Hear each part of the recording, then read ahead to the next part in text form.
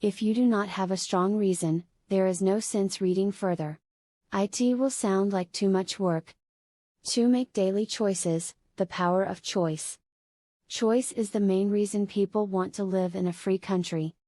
We want the power to choose.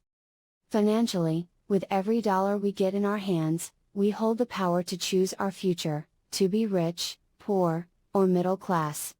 Our spending habits reflect who we are. Poor people simply have poor spending habits. The benefit I had as a boy was that I loved playing Monopoly constantly. Nobody told me Monopoly was only for kids.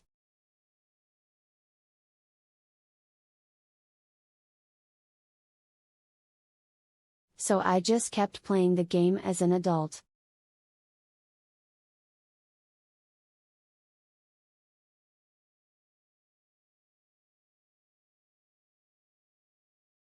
I also had a rich dad who pointed out to me the difference between an asset and a liability. So a long time ago, as a little boy, I chose to be rich, and I knew that all I had to do was learn to acquire assets, real assets. My best friend, Mike, had an asset column handed to him, but he still had to choose to learn to keep it.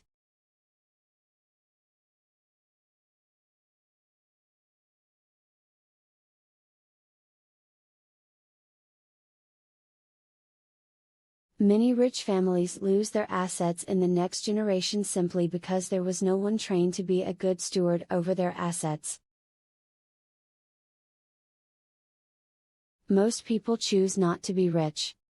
For 90% of the population, being rich is too much of a hassle. So they invent sayings that go, "I'm not interested in money. I'll never be rich. I don't have to worry. I'm still young.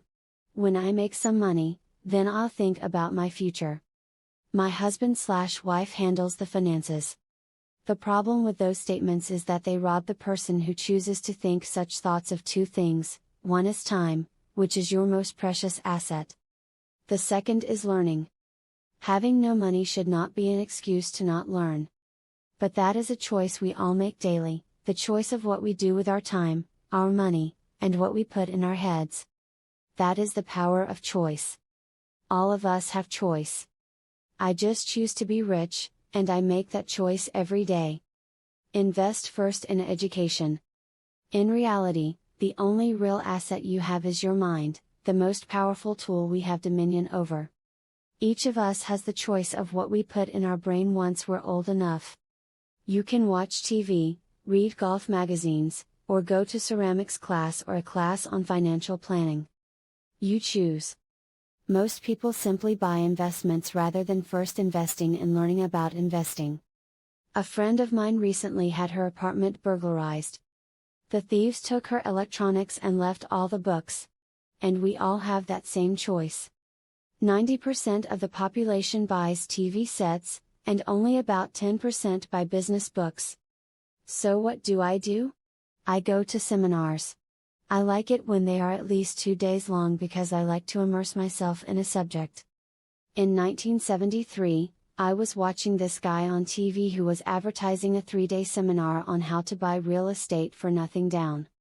I spent $385 and that course has made me at least $2 million, if not more. But more importantly, it bought me life.